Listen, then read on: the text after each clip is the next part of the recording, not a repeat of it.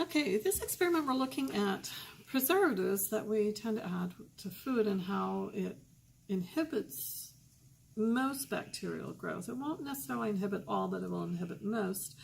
And so we're going to look at the effects of two different things here. I have tubes with nutrient broth in it, but I also have added various concentrations of salt, of 1%, 5%, and 10% salt.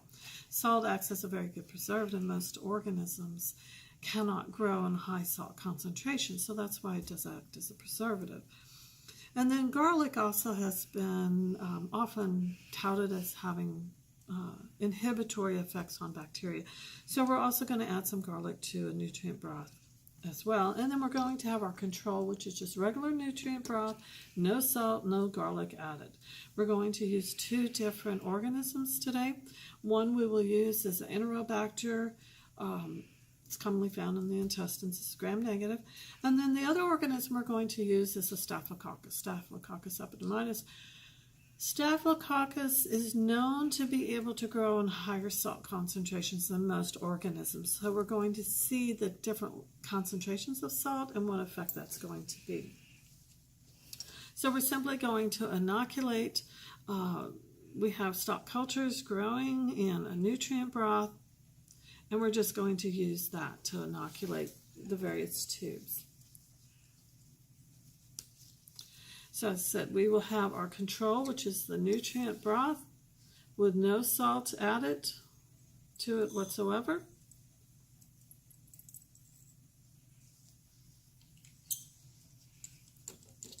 And that's what I'm going to inoculate first here.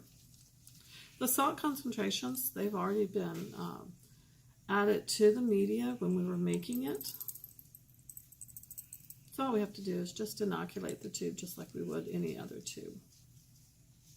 So as I inoculate, I am moving the tubes over to the other rack so that I am able to keep track of which ones I have inoculated.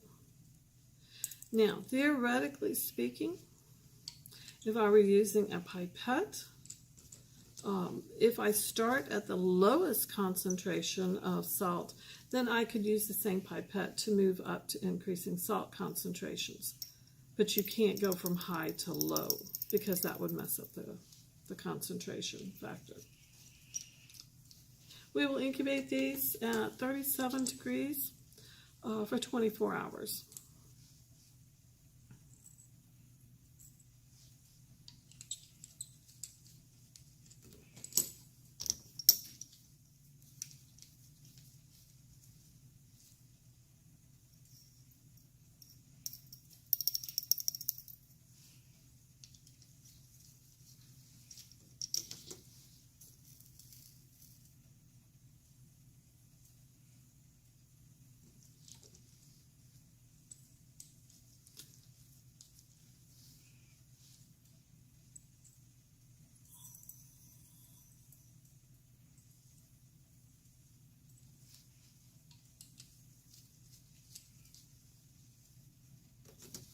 So this is the final salt concentration.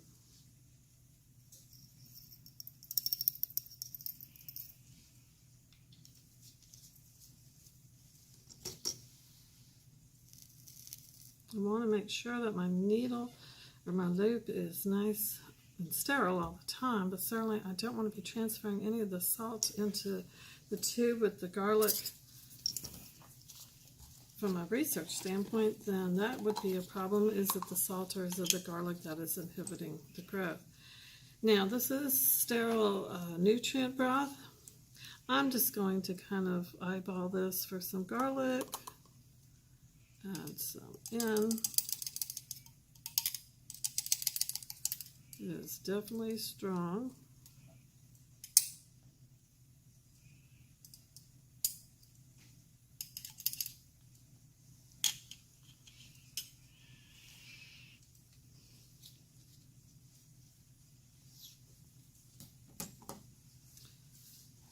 And now I need to inoculate that too. So let me flame my loop.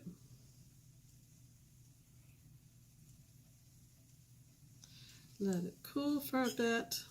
I'm done with the garlic, so we are going to close that up.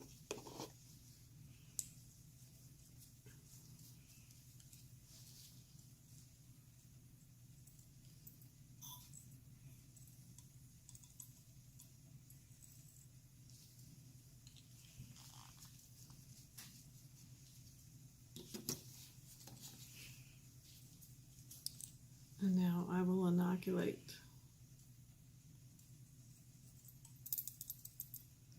this medium that has the garlic now added to it.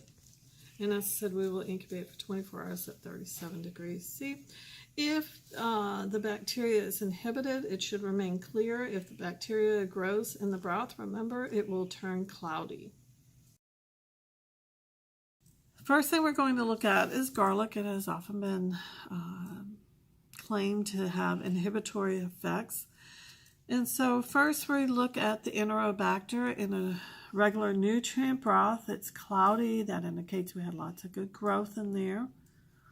Compared that to a tube that had garlic placed in it, nutrient broth with garlic. There is some cloudiness in there, so apparently the Enterobacter likes garlic. It did not inhibit the growth of it.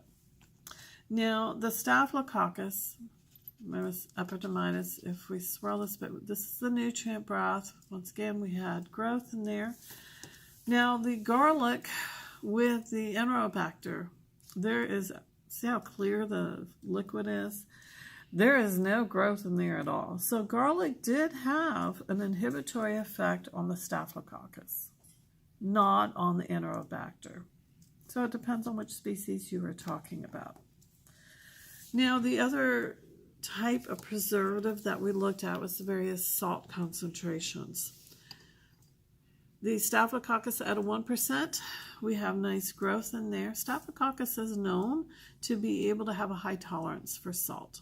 So there is salt at the 1%, growth at the 1% salt. And the Enterobacter, we also at 1% did have some growth in there. The next concentration we looked at was at 5%. The Enterobacter, here you can once again see how clear that liquid portion is. There's no growth. So at 5% concentration, the salt we used was sodium chloride. It is inhibitory. For the Staphylococcus, there is a little bit of cloudiness, not very much. It's just starting to grow a little bit. So it did slightly better than the Enterobacter. And then the next concentration that we used was 10%. This is with the Enterobacter. It is completely clear, no growth. And with the Staphylococcus, it is clear and no growth. 10% is really high for salt concentration, so that's not really that surprising that at that high of a concentration salt, it is inhibitory to the bacteria. So it just depends on which species you're looking at and how effective, for these two agents that we looked at, how effective they are as a preservative.